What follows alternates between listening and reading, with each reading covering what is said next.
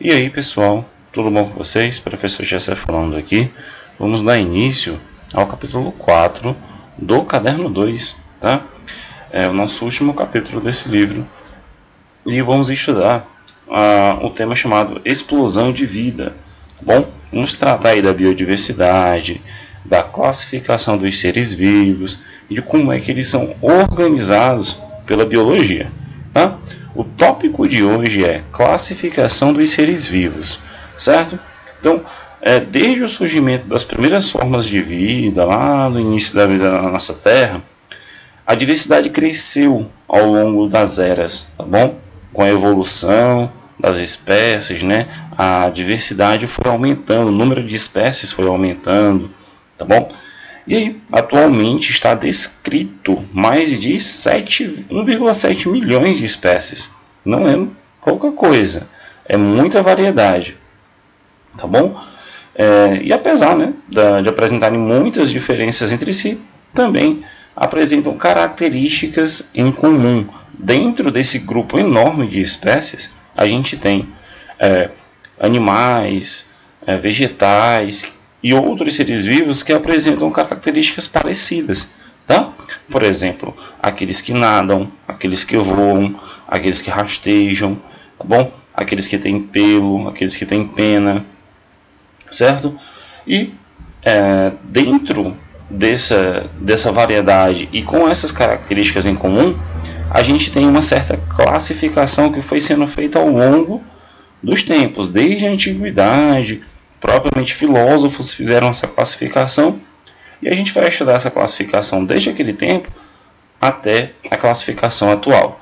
Então, o número de espécies, né, que a gente tem, essa quantidade de espécies, essa diversidade toda, que é, por exemplo, localizada em alguma região do nosso planeta, a gente chama de biodiversidade, tá bom? A biodiversidade, ela representa essa quantidade de espécies que são encontradas em uma região do nosso planeta. Então vamos seguir, né? Seu conceito é uma referência ao conjunto de espécies diferentes que povoam nosso planeta, tá certo? As determinadas regiões do nosso planeta.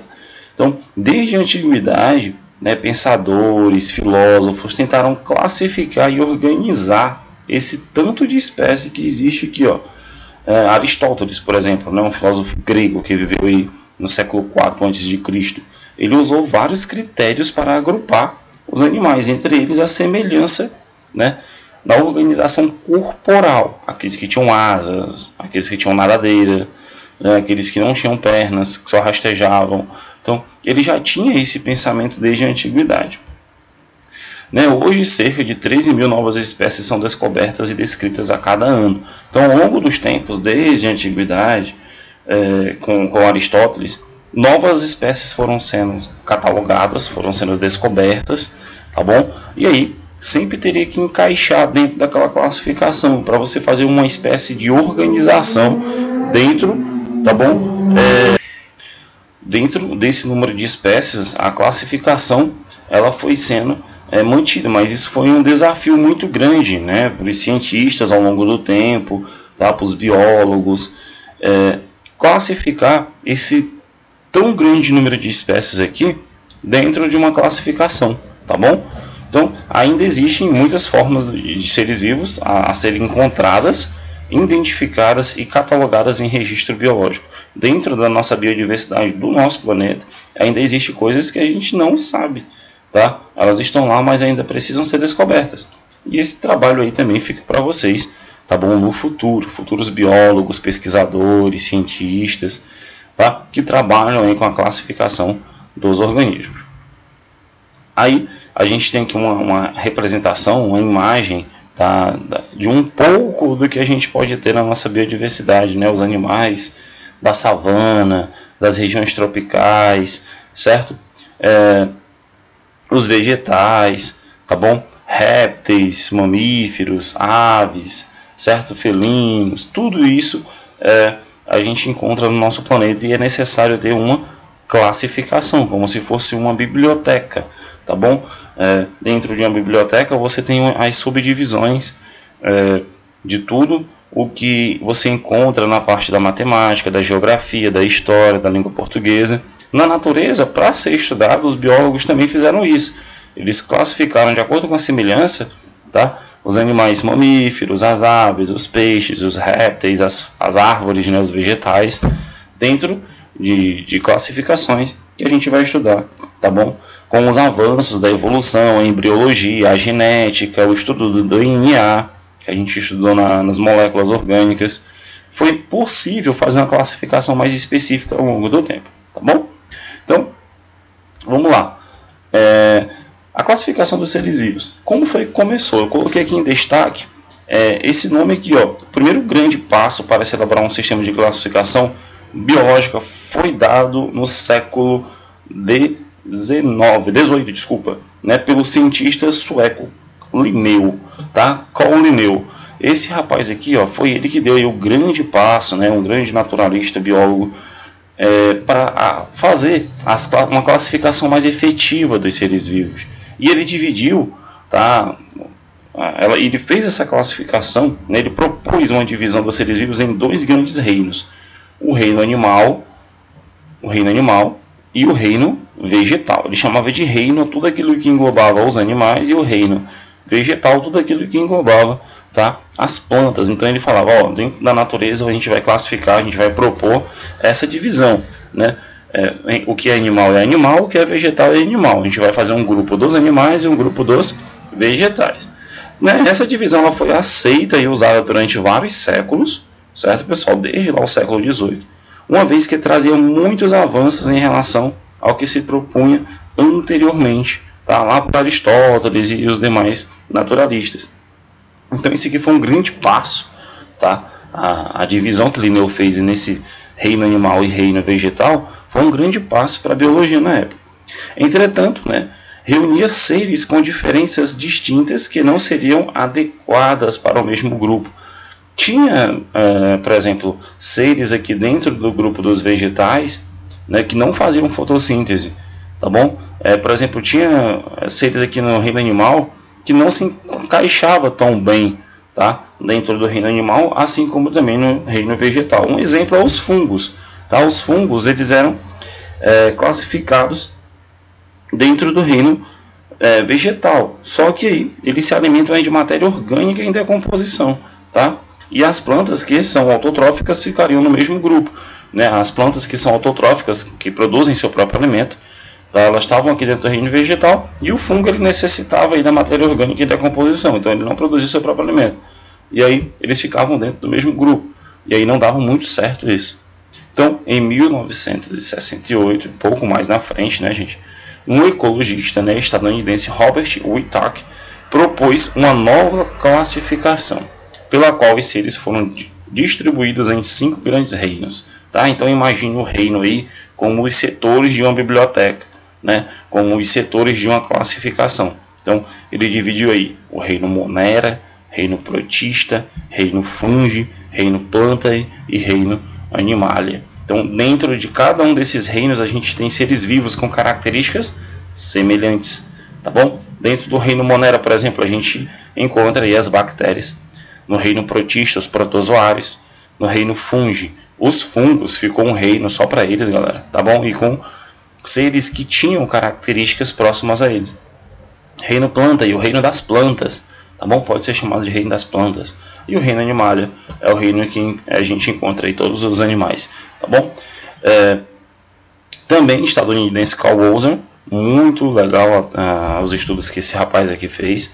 Um dos primeiros a usar a estrutura das moléculas dos seres vivos.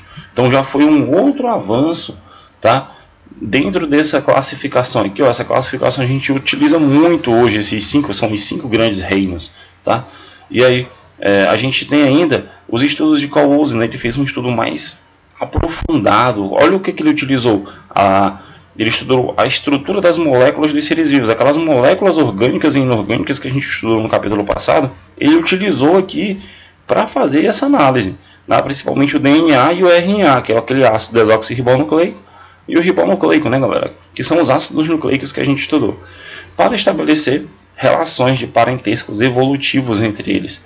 ele elaborou em 1977 o sistema de classificação mais aceito atualmente, tá? Então, ele fez o seguinte, né? Vou mostrar aqui para vocês. Ele fez uma classificação acima dos reinos, tá? Ele estabeleceu uma categoria taxonômica. Professor, o que é uma categoria taxonômica? Eu já quero que vocês, né, deem uma analisada nisso. Professor, o Carl Walser, ele já fez aqui uma coisa chamada categoria taxonômica, né? Opa, deixa eu só voltar aqui. Deixa eu pegar aqui a setinha para vocês. Ele fez aí uma classificação com a chamada categoria taxonômica. A categoria taxonômica dentro da biologia, ela é uma classificação, ela faz a distinção, tá bom, entre os seres, tá, de forma mais específica. Então, quando você estuda taxonomia, você está ali estudando a nomeação, o nome das espécies, a classificação das espécies, a descrição delas dentro dos reinos, tá bom? E o Carl Walser, ele fez aí uma classificação superior aos reinos, chamada de domínio, tá? De domínio aqui, ó. Acima dos reinos a gente tem um domínio. Calma que a gente vai ver isso no esquema e a gente vai entender. E considerou que todos os eucariontes, isso mesmo, eucariontes, quem lembra o que é um eucarionte? São aqueles seres que têm as células, né? Que tem um núcleo protegido por uma carioteca, tá? Os eucariontes deveriam ser reunidos em um único domínio. Tá? Dentro, acima dos reinos agora tu tem um domínio, é uma outra classificação, que chamou de eucária. Então, todo mundo que é eucarionte está dentro do domínio eucária. Nos procariontes, que são aqueles seres que têm a célula, né, com o núcleo ali disperso no citoplasma, não tem aquela proteção, tá? Por exemplo, as bactérias, principalmente as bactérias, né, gente? As diferenças são tantas em relação à eucária que 2 domínios foram estabelecidos. Então, tu tem o domínio árquea e bactéria, cujas, né, características conheceremos nos próximos capítulos. Não se preocupe que a gente vai estudar, tá bom? Cada uma dessas determinações de forma separada, tá? De forma bem separada. Todos esses reinos aqui a gente vai estudar um por um, tá? Os domínios a gente vai estudar um por um. Então, calma que a gente vai chegar lá na frente. Então, eu tenho aqui, tu tem um ancestral comum, é como se fosse o início de tudo aqui nessa base desse esquema, tá? Tu tem aqui, ó, classificação taxonômica dos seres vivos em 3 domínios, segundo Carl Walser, tá? Então vamos lá. Ele falou que tu tinha 3 domínios, o bactéria, o árquea e o eucária. Dentro do domínio eucária aqui, ó, ocorreu aqui a evolução, né, gente? E aqui dentro do domínio eucária eu tenho os eucariontes. Quem são eles? Os protistas, os fungos, as plantas e os animais. Ficou 4 reinos aqui dentro, tá? Esse de cima aqui é o domínio. Eu tenho aqui o domínio eucária, que reúne todos os eucariontes. Então, protistas, os protozoários, os fungos, as plantas e os animais estão dentro do domínio eucária. Esses aqui são os reinos, tá? Dentro dos procariontes, eu tenho as bactérias e as árqueas, tá? São 2 domínios separados, porque existe uma diferença entre eles dois, e a gente vai ver essa diferença mais na frente. A gente vai fazer um estudo só sobre elas duas. Então, dentro do domínio bactéria, eu tenho as bactérias e cianobactérias, tá? Dentro do domínio árquea, eu tenho as arqueobactérias, certo? Então, essa é a classificação dos seres vivos atual, tá bom? A classificação mais atual que a gente tem hoje é essa daqui. No início era apenas reino animal e reino vegetal. Hoje não, hoje a gente tem a classificação, tá bom? De acordo aí com Carl Walser, né? Os domínios, os reinos e tudo mais, tá bom? A gente fica por aqui, façam suas anotações, voltem o vídeo, vejam a explicação, tá? E a gente se encontra, tá, na próxima aula já falando sobre todos os reinos que a gente tá analisando aqui nessa árvore. A gente vai ver a característica de cada um, como é a estrutura desses seres vivos, como é que eles se alimentam, como é que eles se organizam. Então é bastante informação, mas não é nada tão complicado da gente entender, tá certo? Então a gente fica por aqui e até a próxima aula.